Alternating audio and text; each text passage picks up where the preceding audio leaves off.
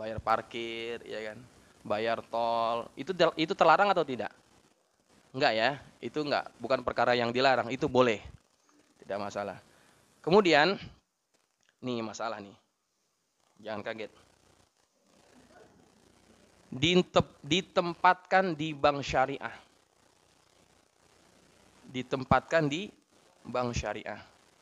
Sekarang saya tanya, sekarang produk-produk imani itu siapa yang mengeluarkan? Semuanya bank konvensional. Semuanya itu ditempatkan di bank konvensional. Ada nggak yang syariah? Ada nggak? Kita belum pernah lihat kan?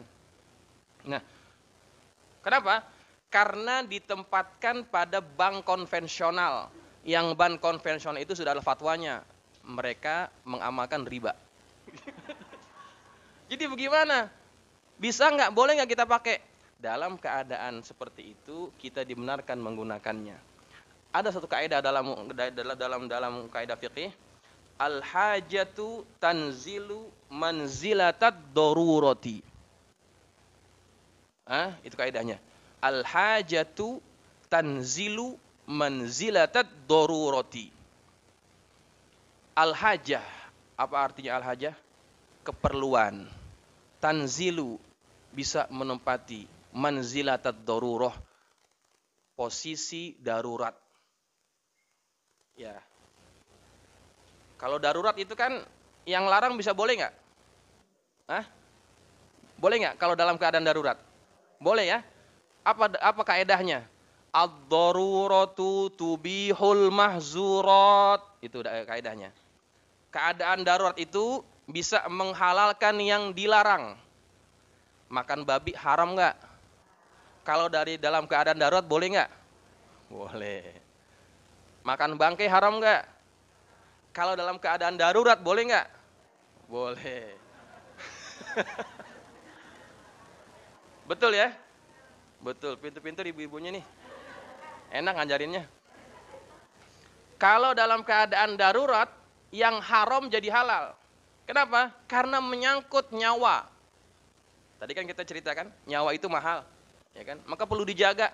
Sehingga kalau ada aturan yang dilarang oleh Allah, dalam keadaan darurat yang menyangkut nyawa seseorang, maka boleh dilarang, boleh dilanggar yang diharamkan Allah itu. Kalau dalam keadaan darurat. Nah, sedangkan pakai e-tol itu darurat atau bukan? Pakai e-tol itu bukan darurat, tapi keperluan. Ya kan? Nah, kaidahnya tadi saya sebut al-hajatu tanzilu manzilatat darurah. Keperluan itu bisa menempati posisi darurat kalau memang nggak ada pilihan lain. Gitu. Sekarang kan kita belum melihat ya bank syariah yang mengeluarkan e-tol. Kita belum lihat, walaupun saya difahamkan, saya dikasih tahu bahwa Bank Syariah Indonesia sudah mengeluarkan itu. BSI sudah mengeluarkan itu. Nanti ibu bisa cek, bisa beli di situ. Kalau sudah memang ada, ganti pakai yang itu. Karena sudah ada pilihan. Tapi kalau kita lihat belum ada, nggak apa-apa, pakai yang sekarang kita pakai. Karena ada keperluan, ya kan? Susah kita Bu kalau mau kemana-mana. Pak, di sini nggak nerima cash Pak. Jadi gimana kalau mau masuk, parkirnya di luar Pak, gitu. Susah kan? Ya. Yang paling susah di tol itu. Kalau nggak ada e-tol nggak bisa masuk tol, nggak bisa masuk tol. Maka ada hajat. Boleh kita menggunakan itu. Ya. Oke, aman? Aman. Alhamdulillah. Jadi tapi ibu-ibu wajib tanya ya ke bank syariah. Udah ada belum? Kalau udah ada cari dan beli gitu. Kalau ada pilihan syariah kita wajib pindah ke situ. Ya. Baik. Kemudian sekarang jual beli pre-order. Siapa yang sering nih? Jual beli pre-order. Pre-order itu bahasanya apa ya? Bahasa Indonesianya? Pesanan ya. Jual beli pesen. Ya, jual beli pesen dulu baru kemudian barangnya dikirimin. PO, ya, PO. Ini boleh nggak secara agama? Boleh nggak? Balik kepada kaidah yang tadi. Jual beli itu harus ada pembeli penjual, ada sighotnya, ada barangnya, ya kan? Sedangkan pre-order barangnya ada nggak? Kita mesen dulu kan? Kita mesen, pok, saya mesen dong kue cincin gitu ya.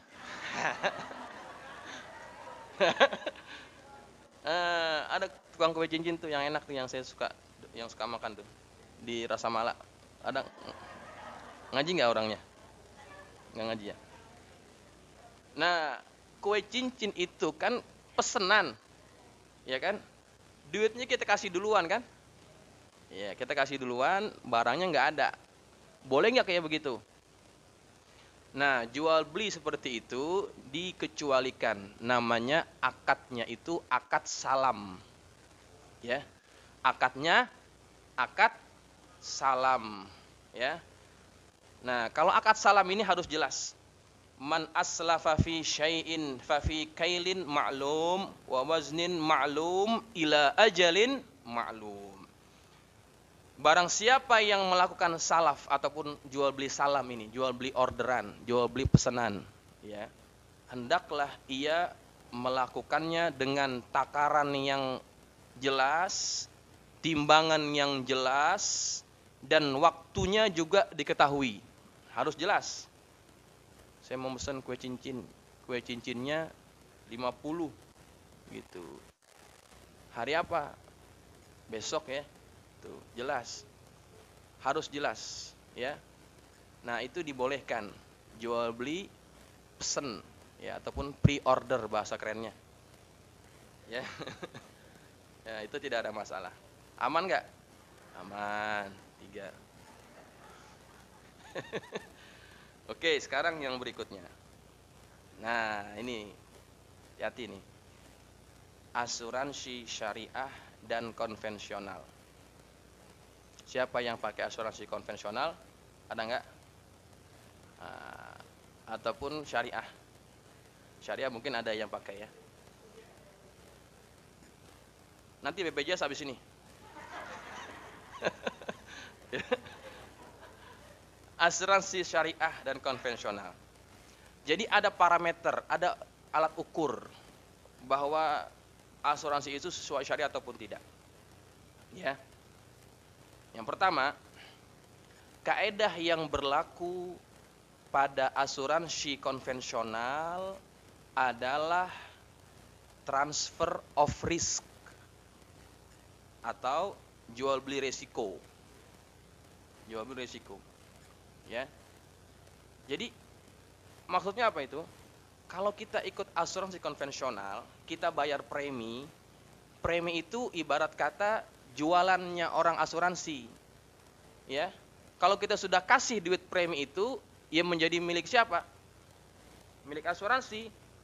Dan pertanggungan itu tergantung kepada kitanya. Kalau nggak sakit, kita nggak sakit, yang untung siapa? Asuransi.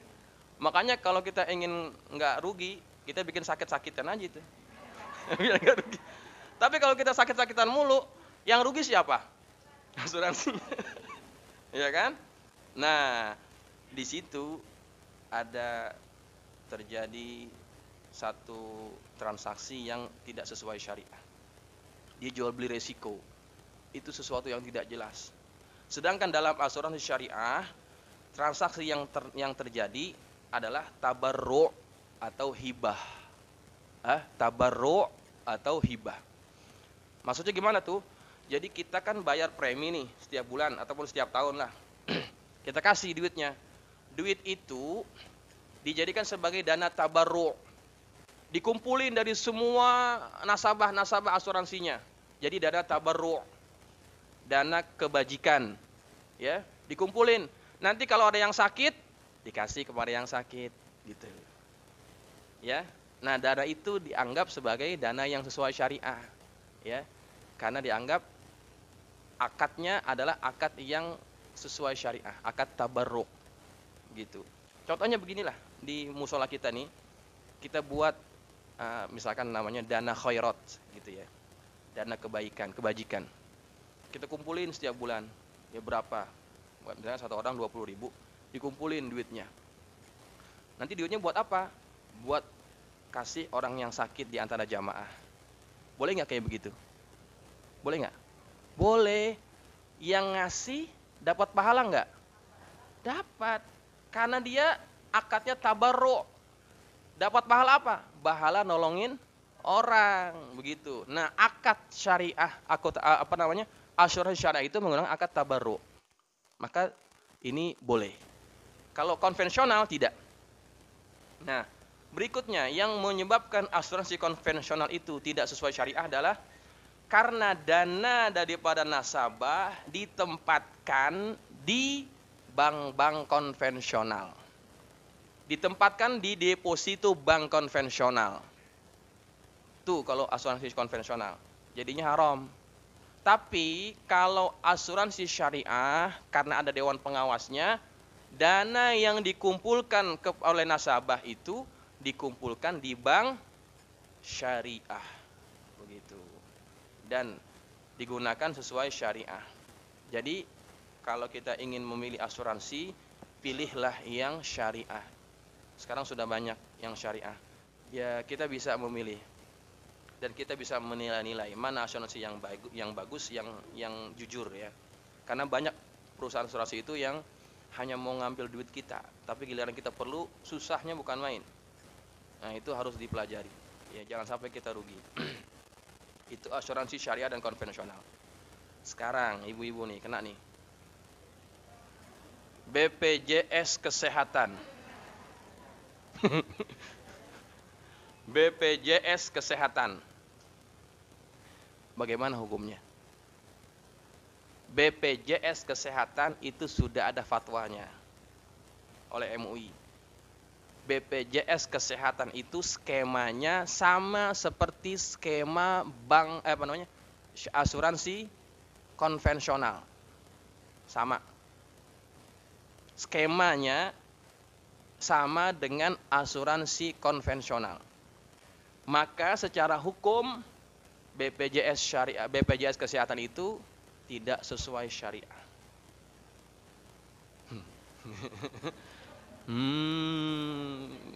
Bingung.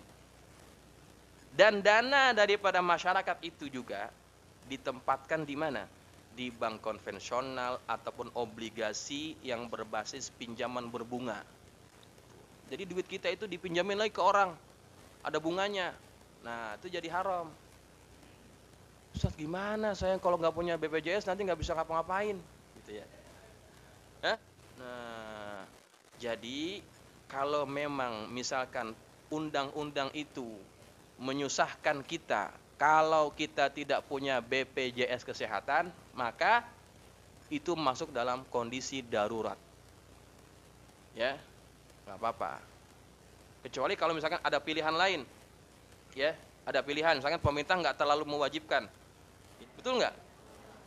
Nah, mau ngapain BPJS Kesehatan? Nggak usah, asuransi aja, asuransi yang swasta. Kalau kita bisa seperti itu silakan. Tapi kalau kita nggak punya duit untuk bayar asuransi syariah yang swasta, kita bisa juga ngambil BPJS Kesehatan dengan alasan itu. Dalam kondisi apa? Darurat, gitu ya. Nah, dalam hal itu kita bisa lihat keadaan masing-masing. Baik, itu ibu-ibu jamaah sekalian. Yang terakhir saya kira hukum yang terakhir nih, hukum tentang arisan.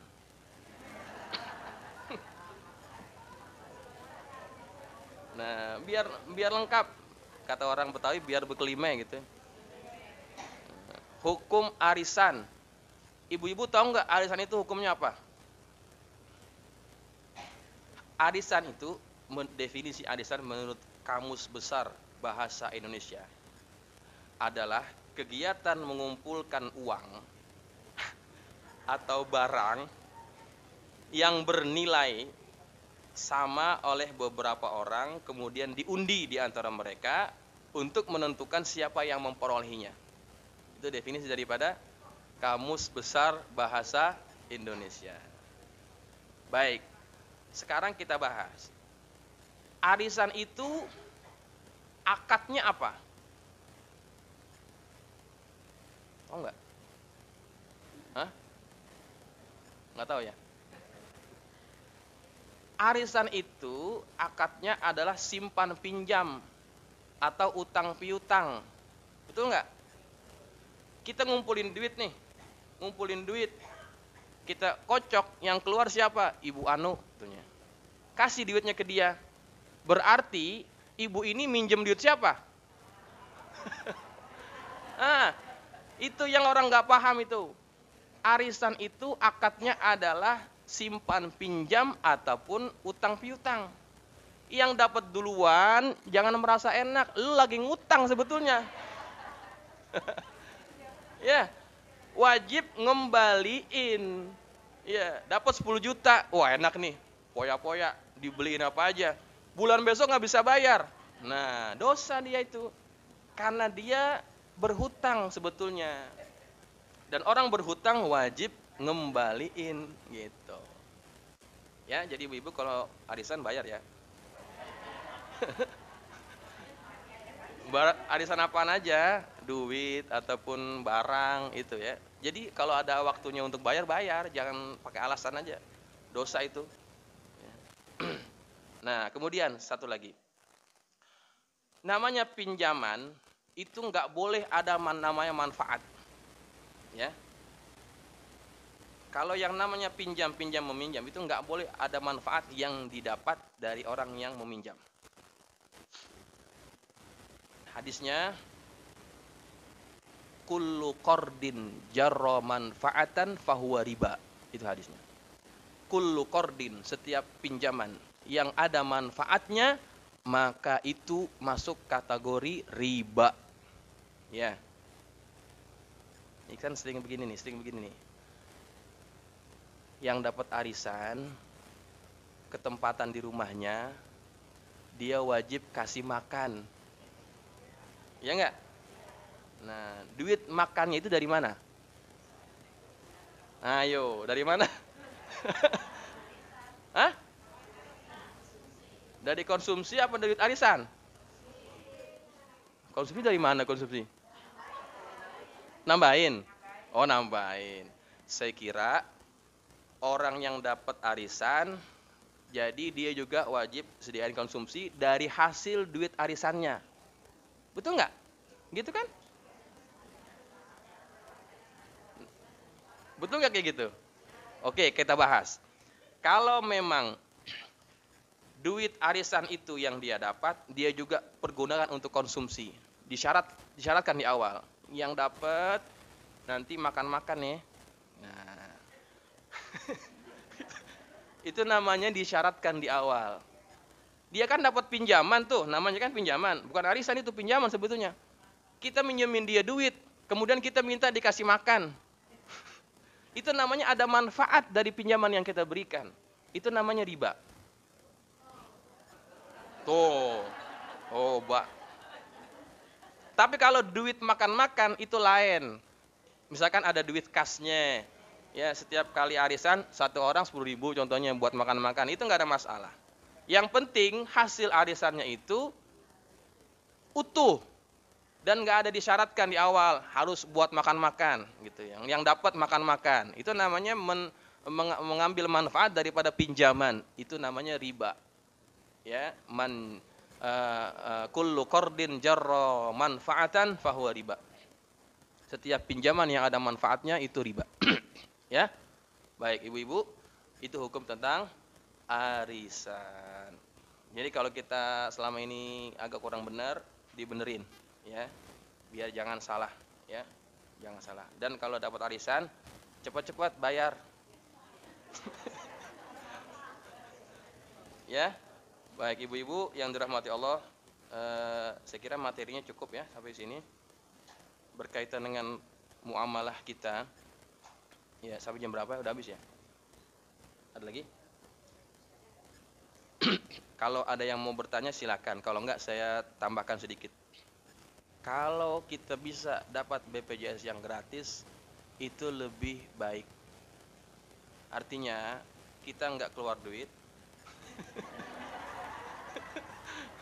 Gratis. Ya, enak kan? Yang namanya gratis itu enak. Ya. Tapi secara hukumnya sebetulnya kita masih terkait dengan BPJS Kesehatan yang pusat kan? Iya udah dilunasin. Kita bikin lagi yang BPJS yang gratis. Ya. Ya oke. Kalau memang terpaksa kita buat itu, misalkan kita nggak punya duit untuk, iya, iya, ya orang kalau dipilih kasih pilihan, mau bayar apa yang mau gratis? Gratis. Jangankan temannya ibu, saya juga kepengen yang gratis. Ya, ya nggak apa-apa. Artinya kalau ada pilihan, ambil yang gratis. Ya, nggak ada masalah. Ambil yang gratis. Tapi sebetulnya yang gratis itu juga masih ada kaitan dengan BPJS pusatnya kan? Yang bayar siapa? BPJS pusat sebetulnya. Kalau memang kita tidak ada pilihan, artinya kalau nggak punya BPJS susah hidup kita jadinya. Zaman sekarang kan begitu ya. Ya sudah, kita ambil yang itu dalam keadaan kita tidak punya pilihan, darurat. Ya, insya Allah itu tidak ada masalah. Ya boleh curhat dong mak, gitu ya.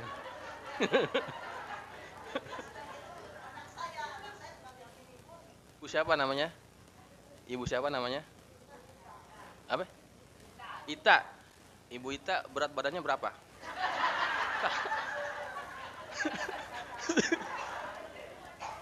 Berapa berat badannya? Oh nggak tahu. Tapi kelihatannya kurus. Tapi kurus bukan bikin utang kan? Iya gitu. Baik, canda ibu, bercanda. Jadi gini, kalau kita punya piutang, artinya orang ngutang sama kita. Betul kata anaknya, tolongin dia tuh biar jadi jangan sampai punya utang kelamaan. Itu.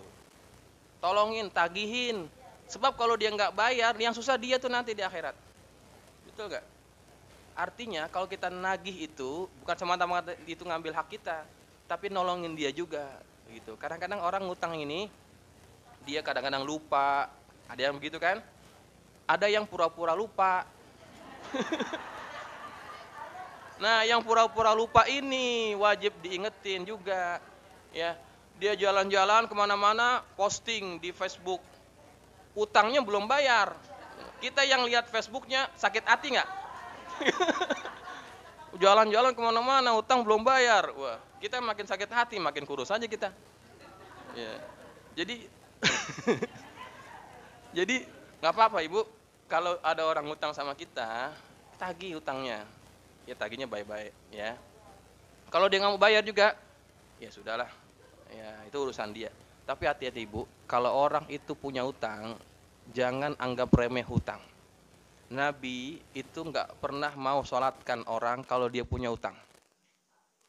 Nggak mau. Pernah satu kali Nabi tanya, apakah fulan punya hutang? Punya. Nabi nggak mau sholatin. Siapa yang mau nanggung hutangnya? Ada sahabat Nabi yang katakan, saya ya Rasulullah. Sahabat ini yang katakan, saya ya Rasulullah. Saya akan tanggung hutangnya. Kalau begitu saya mau sholatin. Baru mau sholatin. Kemudian setelah disolatkan, besoknya Nabi tanya lagi, gimana udah bayar belum hutangnya? Kata orang ini, ya Allah baru kemarin ya Rasulullah.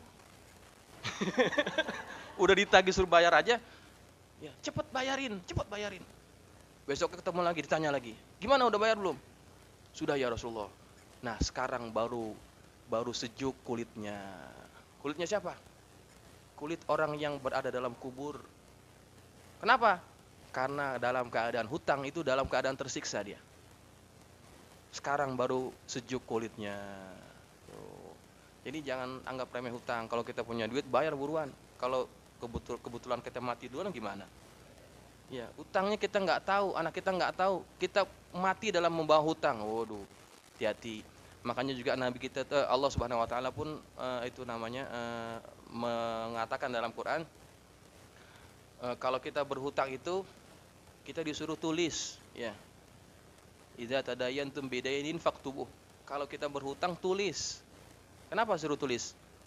Biar ada data, ada dokumen. Kalau kita mati, ahli waris kita tahu utang bapaknya, utang ibunya bisa dibayarin. Kalau nggak dicatat, nanti orang lain nagih ke ahli waris, ahli warisnya jadi curiga, ah yang bener, begitu jadinya kan susah. Padahal bener, karena nggak ada catatan, ditagih, ahli waris nggak mau bayar, yang susah siapa? Yang mati. Ya, makanya kalau punya utang ditulis atau enggak kasih tahu ahli waris kita. Bapak punya utang di sini, ibu punya utang di sini, sekian sekian besarnya. Ya, kalau bapak nggak ada umur, nanti jual tanah ini ya, gitu ya. Pak, kalau tanah dijual semua buat saya apaan gitu. Ya. Jadi kalau orang punya utang, itu dibayarin dulu utangnya, ya. Jangan dikasih ke ahli waris dulu. Itu haknya siapa? Hak si mati, bayarin dulu semuanya. Kalau udah beres baru dibagi-bagi. Gitu. Ahli waris kan enggak apanya? Ya sama. Utang sama siapa aja. Sudah. Namanya utang siapa aja. Ya jangan pakai nggak enak, itu duit kita bu. Ya nggak usah pakai nggak enak, kita tagih aja. Ya itu duit kita nolongin dia juga, gitu ya. Kalau ibu mau ikhlasin emang nggak apa-apa juga. Oh iya. Ya, oke, ada lagi. Waduh, banyak banget ini. Ini siapa dulu nih? Ya depan dulu ya. Waalaikumsalam warahmatullahi wabarakatuh.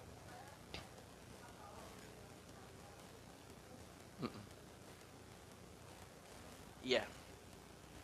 Baik, sukuk atau obligasi. Sukuk ya. Sukuk ini kita kalau mau ambil yang syariah. Ada? Enggak. Ibu datang ke BSI, ada sukuk syariah. Sukuk retailnya juga ada. Pokoknya ada itu pilihannya. Dan itu dibuka setahun 2 kali kalau nggak salah. Ya kalau nggak salah bulan Februari ini. Februari mau bulan apa lagi saya nggak ingat. Pokoknya ada itu retail syariah atau namanya sukuk syariah itu ada. Itu boleh, nggak ada masalah. Kalau sukuk yang konvensional jangan diambil, ya. Lebih baik ambil yang syariah, gitu ya. Obligasi syariah, boleh. Ya, ada lagi? Ya, Sofwa. Waalaikumsalam warahmatullahi wabarakatuh.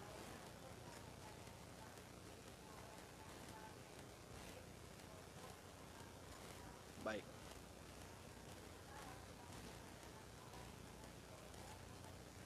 Ya. Baik. Tadi sebetulnya saya mau bahas itu juga. Cuman waktunya kurang cukup. Ya, e-wallet, dompet digital, sebagainya. Baik. Hukumnya apa? Akadnya apa? Nah, ini masalah. Kalau akadnya wadiah, wadiah itu simpanan, ya. Kita nyimpan naruh aja situ, numpang naruh gitu. Itu boleh. Ataupun bisa juga akadnya korot. Korot itu apa? Pinjaman, ya. Pinjaman. Kita minjemin duit ke pihak e-walletnya. Nah, kalau memang akadnya wadiah, tadi yang pertama ya. Kalau akadnya wadiah, simpanan, itu aman-aman aja, nggak ada masalah. Kita bisa ngambil kapan aja. Kalaupun misalkan ada cashback, tahu cashback nggak? Apa namanya? Bonus ya. Kita dapat bonus poin, dapat duit situ. Kalau misalkan akadnya pinjaman, ya, pinjaman itu bisa jadi haram itu. Kenapa? Karena ada manfaat yang didapat dari pinjaman yang kita berikan, gitu. Tapi kalau akadnya wadiah nggak ada masalah. Jadi pihak e-walletnya ngasih duit untuk kita nasabahnya. Kalau istilah mereka itu bakar duit, ya, menarik customer sebanyak-banyaknya, mereka kasih bonus. Kalau nggak disyaratkan di awal nggak ada masalah, boleh. Nah sekarang yang masalahnya nih yang penting nih. Kebanyakan perusahaan yang menyediakan e-wallet itu semuanya meletakkan duitnya di bank konvensional. Ada yang enggak. Satu. Apa? Link aja syariah. Mereka punya unit yang namanya link aja syariah, itu sesuai syariah. Duitnya diletakkan di bank syariah. Itu lebih aman. Ya. Tapi kembali lagi kepada yang tadi itu. Kalau kita sekarang agak susah, Kalau memang hajat kita tidak bisa hindari gitu ya. Ada hajat, kita boleh pakai itu. Kalau memang ada hajat, ya. Al hajatu tanzilu manzilatud darurah. Tapi pastikan yang kita jual belikan itu memang barang yang kita perlukan. Bukan barang-barang yang sifatnya tersier, yang sifatnya apa ya? Kebutuhan yang bukan primer lah gitu ya. Nah, gitu. Saya kira gitu ya. Oke, ada lagi? Ya, terakhir ya. Satu yang pertama tadi BPJS sama asuransi syariah ataupun asuransi swasta lah. BPJS itu bisa cover rawat jalan. Betul ya? Kalau asuransi syariah itu ataupun swasta itu ada nggak rawat jalan dibayarin? Kayaknya enggak ya. Enggak ada ya. Cuma dirawat, kalau dirawat ada tindakan dibayar. Obat termasuk dokter di cover. Nah, itu bagaimana? Kalau kita ambil yang swasta, nggak bisa bayar atau cover rawat jalan. Tapi kalau saya waktu di Malaysia itu dapat itu rawat jalan. Rawat jalan artinya setelah operasi beberapa kali kunjungan, ya itu masih di cover. Nggak tahu kalau di Indonesia ada apa enggak. Nggak ada ya.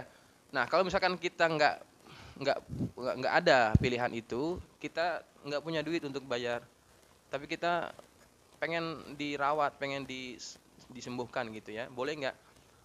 Baik, kalau memang ibu tidak ada pilihan lain, sedangkan syariah asuransi syariah pun tidak mengcover itu, silahkan memanfaatkan BPJS kesehatan itu kalau memang ibu tidak mampu. Kalau ibunya duitnya banyak nih, ibu duitnya banyak, lebih baik bayar. Tapi kalau ibunya nggak mampu, takut misalkan nanti habis duit untuk merawat jalan saja, maka nggak apa-apa kita ambil yang itu. Dalam keadaan keperluan itu, ada keperluan untuk itu, ya. Satu. Kedua, bagaimana nakes yang bekerja melayani BPJS? Nggak ada masalah. Mereka tugasnya memang itu. Kalau dia milih-milih, ibu asuransinya apa? Syariah atau bukan? Enggak. Wah, syariah nggak mau. BPJS ya? Nggak mau saya. Jangan. Orang yang bekerja di rumah sakit itu bekerjanya sosial. Dia harus melayani semuanya. Jangan nanya BPJS atau bukan, layani semuanya. Karena itu menyangkut nyawa orang. Maka nggak ada masalah bagi mereka. Ya, karena mereka itu sudah menjadi tanggung jawabnya. Tidak ada masalah. Yang ketiga, bagaimana kalau kita transfer duit, kita bank syariah contohnya. Transfer ke bank bukan syariah, boleh atau tidak? Nggak ada masalah.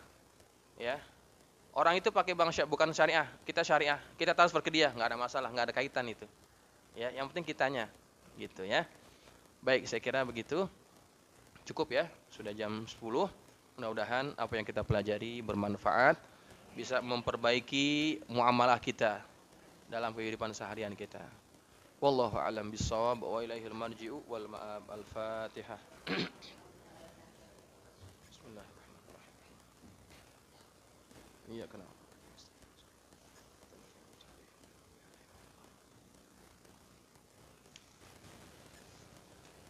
Doanya Ustazah Zainabun.